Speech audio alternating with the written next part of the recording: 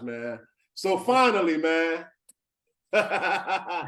we get to the last section, man, which is called Bring Some Weed. I got a story to tell. And I don't even smoke, right?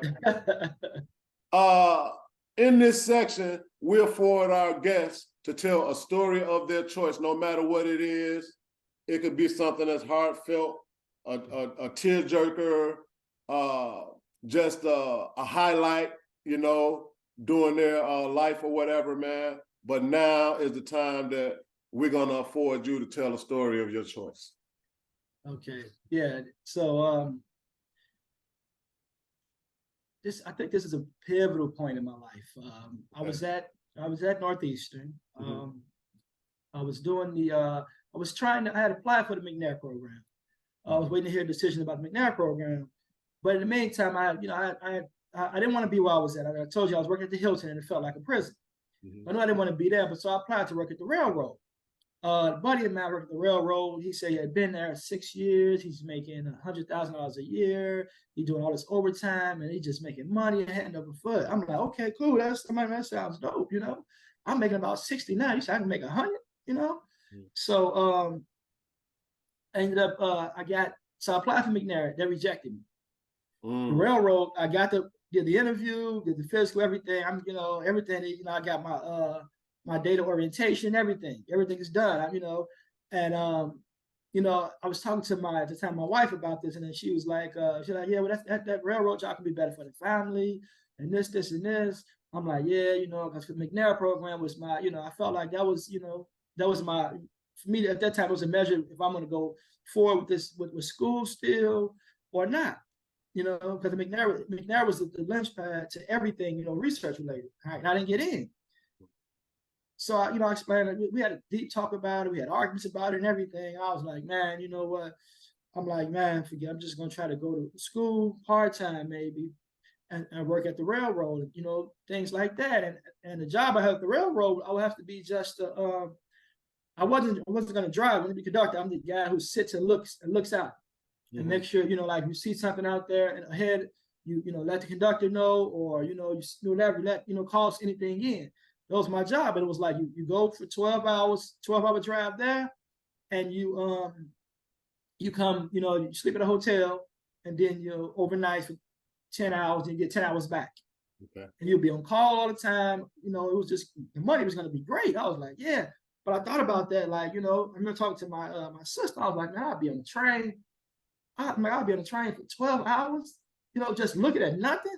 Like, you can't read a book, can't look at your phone, anything. But anyway, once I didn't get to the McNair program, I was like, all right, maybe I just better go ahead and take this railroad job. This is what I'm going to do. So I remember at the bar, I went to the barbershop, you know, using the barbershop. And I was like, I'm like, yeah, I ain't get in, man. And you, I don't know if you remember what you said. You was like, you know, what you mean you didn't get in? I was like, I didn't get in, man. So I said, that's it. You know, you're like, man, you like, this program was created for you. You like, this program was created for you. How you just gonna let them take what's created for you? You let them take it. I'm like, man, what you want me to do, man? I can't, you know what I'm saying? They didn't accept me, man. You want me to go ahead and snap? You like, man, you better go do what you gotta do to get in the program, man. Call Jesse Jackson to call what we gotta do. Get in the program, man. Like, you gonna sit here and let them take this from you. Right. So I'm like, man, what? I'm like, hey, man, I don't know what, you know, I don't know what's wrong with Rob, man, but I'm out of here. I left, you know, I'm like, man, because you was really passionate about it, like, man, this belonged to you, it was designed for you. It was created from a Black man. You gave me history of McNair. But I'm like, man, listen, man, they didn't accept me, man. I'm going to the crib, man. You know, I'm like, man, but it bothered me though. You know what I'm saying? Hearing that, like, it bothered me. It, you know, started eating at me. You know, like, man, like, nah, yeah, am I, you know what I'm saying? Am I being a punk, man? Let them take this. I think I told you from 220. yeah. So I'm like, man, you know what? Then another thing, I think maybe about a week later, I had about a week later, I had watched this movie. I watched Wolf of Wall Street, right? And I felt like, you know what I'm saying, it was the same speech you gave me. He was telling the guy, he was like, man, listen, are you a sheep or a wolf, man? You know what I'm saying? What you gonna be? You know what I'm saying? And I'm like, damn, man, you know, I can hear you, you know what I'm saying, still saying the same thing. I'm like, that. I'm like, man, I at least got to fight for it. I'm like, man, right, I at least got to fight for it, man. I ended up writing the director, the former director of McNair, the current director and my department chair, like, hey, listen, this is, you know, and what I said, because I remember what you told me, you was like, who got in? And I was like, man, I don't know who got in. You like, well, find out who got in. So I'm like, hey, listen, you know, I think that, you know, my application, you know, was pretty great, you know, this, and this. And I do want to see who didn't get in, who didn't get in. I mean, who did get in. When I found out that there were white students that got in. It's a minority program. There were white students that got in. But once, and I didn't know at the time, but I'm writing like, hey, listen, I feel like I should be in this program, and I want to know if I didn't get in, I'll be interested to see the makeup of who got in, because this is a program designed for, you know, for minorities, you know. I guess, I don't know, whatever happened, they had a few conversations, and I talked to the director of the McNair program, called me in, I was like, yeah, we really loved your application. We just didn't have enough funding. We want to fund everybody. She's like, how about this right here? How about you? I'm going to let you in the program, but I'm going to fight, make sure you get equal funding as everybody else. Just bear with me a little bit, because you are the ideal person we want for this program, and this, and this. So I'm like, oh, okay, cool, whatever. You know, I'm like, yeah, they just got a little scared. First day of the program, I see the white kids and the white students, and I'm like, look at this, man. You know, y'all finna just sit me down. I was finna just be a punk and sit down and go sit on a train somewhere for 12 hours a day, 10 hours back, and that was my life. And that would have been my life, man. You know what I'm saying? So without that speech, or I don't know if it's a speech or cursing me out, whatever you want to call it, man. Without that, because I wasn't gonna fight it. I didn't even think fighting was an option. Man, you know, that shit's so cold.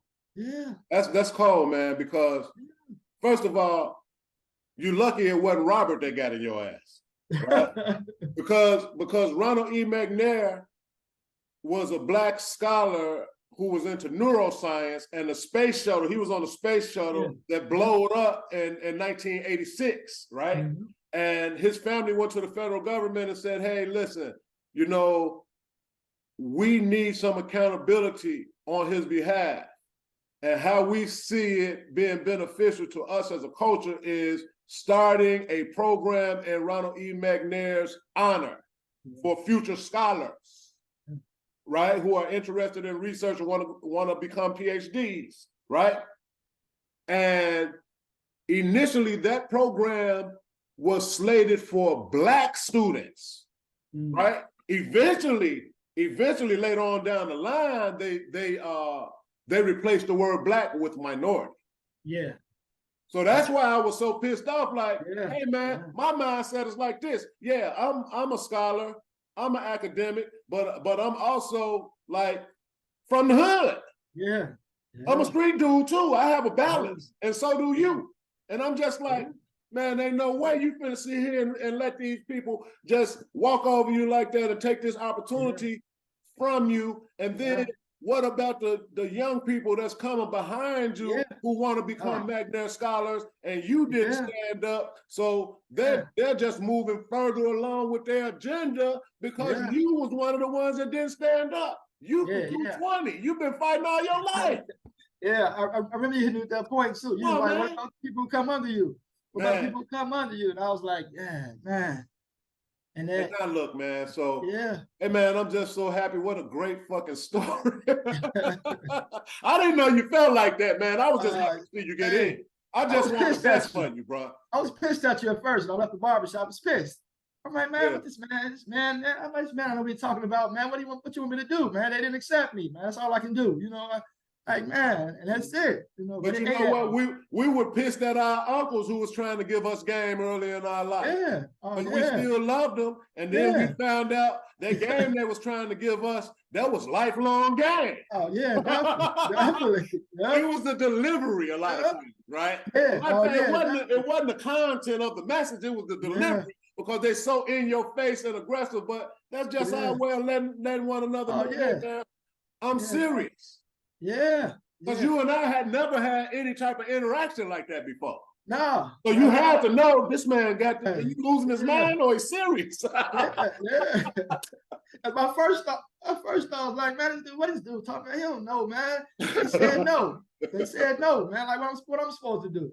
But I think that was my first lesson and understanding how how to interact in academia. Because I think I was a little bit timid. I didn't really understand. I'm like, okay, well, if they say no, then that's it. If they don't give me this, then okay, that's it. Instead of, what I'm saying, but that taught me, that lesson, taught me how to, like, hey, listen, I want this. This is what I want. And it carried me on all my negotiations through these different schools. I was never intimidated by these schools ever again. Yeah. I don't care all these people in these schools ever again. Because I felt like, man, this is mine. Yeah. This is mine. But that taught me that lesson, though. From that point, and what I learned from that is that, like, man, these people ain't no, they're not better than me. No, they're not. They're not better than me. That matter of fact, I'm a hustler. I'm a hustler. I know how to get what I want. Yeah. And that's what they don't have. So in a sense, like, man, I'm at an advantage. Yeah. So that moment, but I remember that moment. I remember being pissed off at you. Like, man, this what I'm talking about, man. You don't know what he's talking about, man. Oh, man, great fucking story, man. Great interview. Hey, we gonna end it right here, man. Any closing remarks, man? You got any closing remarks?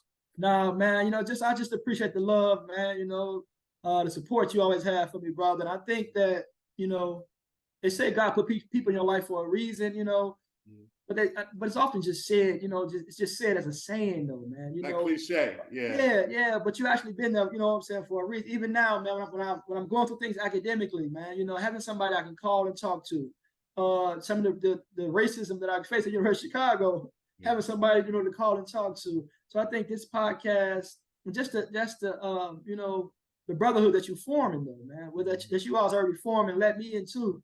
Man, it's so important, man. We need more of that. We need more brothers getting together, not as a gang bang, the gang, but getting together to, to build and to support each other, man, because we need each other. All right, man. We're going to continue in that direction, man.